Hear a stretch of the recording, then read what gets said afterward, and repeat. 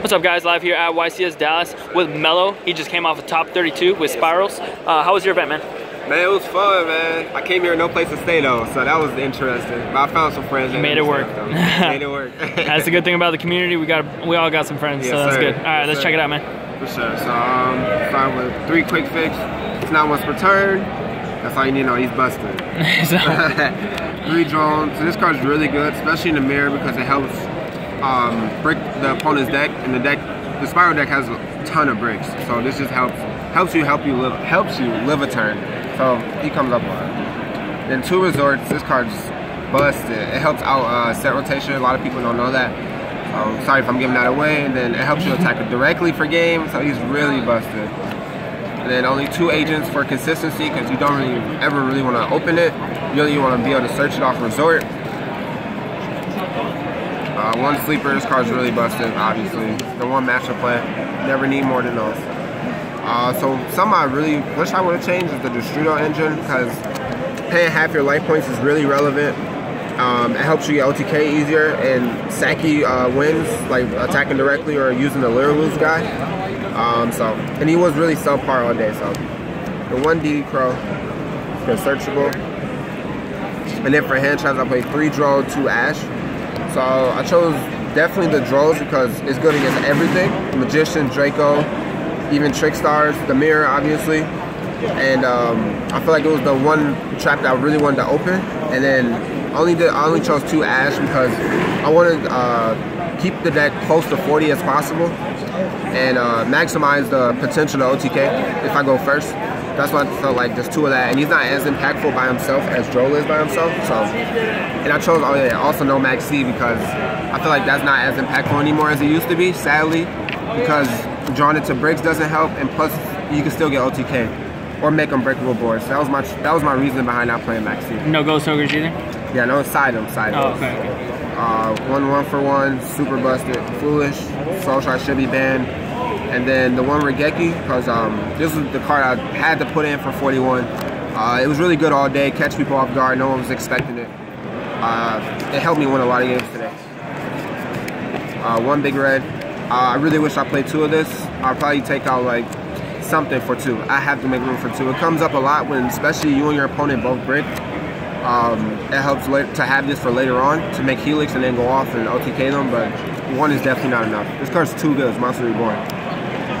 3 Duke, obviously. The 2 double summon. This card is super good. It's another extender. It's not much to say. It helps make Helix. You can still end on the same boards with double summon as you can with this. So this card's really busted.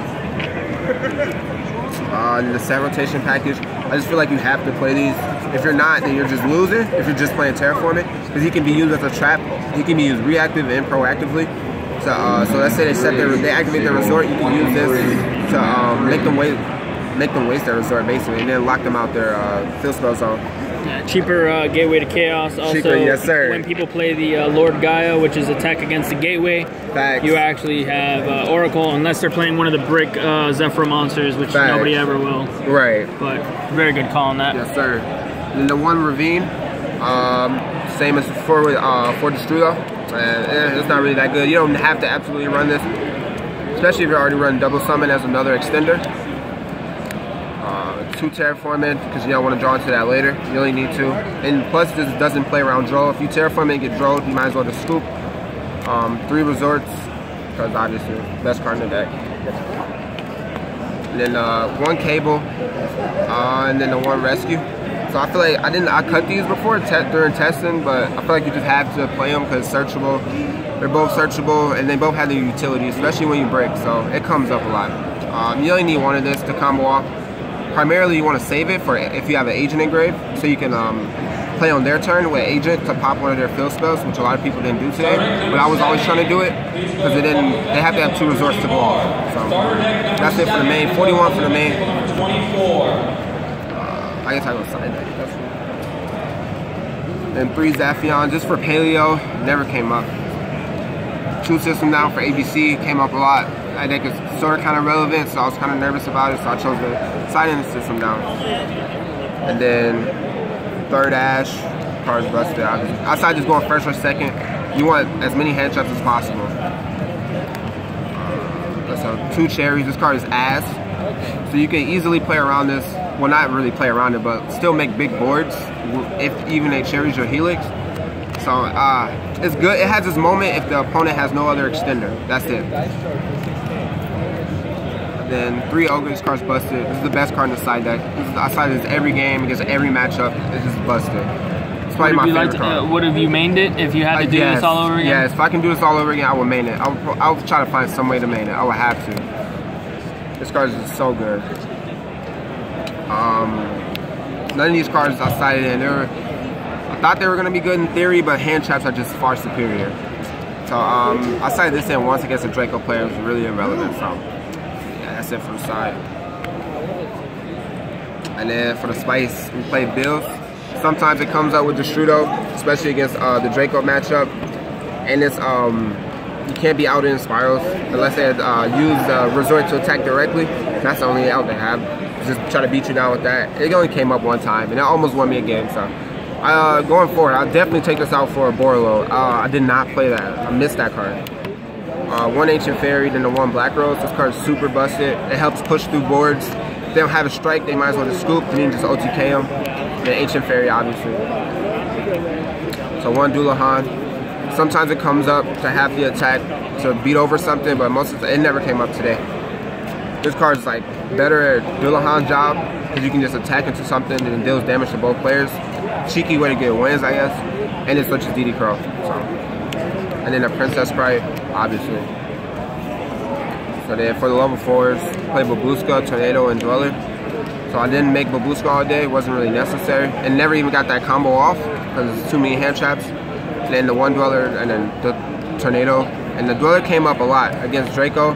And even in the mirror, sometimes it comes up to stop the quick fix, stop the master plan from activating too. So yeah, and then the Tornado gets Magicians, that's it. And then I mean 2 Helix. You only need 2. If you get cherries, you just wasted the spot. And you never even need more than 2. 1 Firewall. You only need 1. You never want to be going into 2. That's how you lose the evenly match. You don't want to lose that card. And then the 1 Deco Talker. This card is super busted in the mirror. It's like crazy plays if you have it pointing to sleeper, or it's have it pointing to like quick fix or anything bad, and then try to use their sleeper to target one of your things. You can send it and then negate it. So he's really good in the mirror because all the spiral cards target. So then the 1 Ib and the 1 Proxy, good for combo.